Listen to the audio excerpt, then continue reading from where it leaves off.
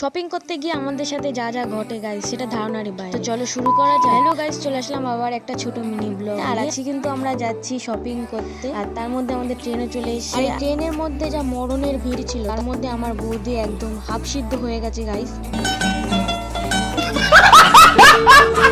তার মধ্যে কিন্তু আমরা হাবড়াতেও চলে এসেছি। আর আমরা কিন্তু হাবড়াতে চলে এসেছিলাম ডিজিটালে। আর এই ডিজিটাল থেকে আমি নিয়ে নিয়েছিলাম আমার ওই প্রোডাক্টটা। আমি আর বৌদি কিন্তু হেলতে দুলতে কিন্তু চলে এসেছিলাম ভেতরে। আর ওখানে গিয়ে কিন্তু আমরা ফুল ভাবে কনফিউজ হয়ে গেছিলাম যে কি কেনা যায়। আর ওখানে এত প্রোডাক্ট ছিল, তার মধ্যে আমরা চলে গেছিলাম যে স্ট্রেটনার দেখে। আর এখানে কিন্তু অনেক ধরনের স্ট্রেটনার ছিল। তারপর কোনটা নেবো কোনটা নেবো না বলে কনফিউজ হয়ে রয়েছে যে এটা নেবো না ওটা নেবো। তারপর কিন্তু অনেকক্ষণ ধরে দেখার পর, না হলেও 1 ঘন্টা ধরে ওখানে দাঁড়িয়ে ন্যাকামো করে তারপর কি একটা লাস্ট পছন্দ হলো।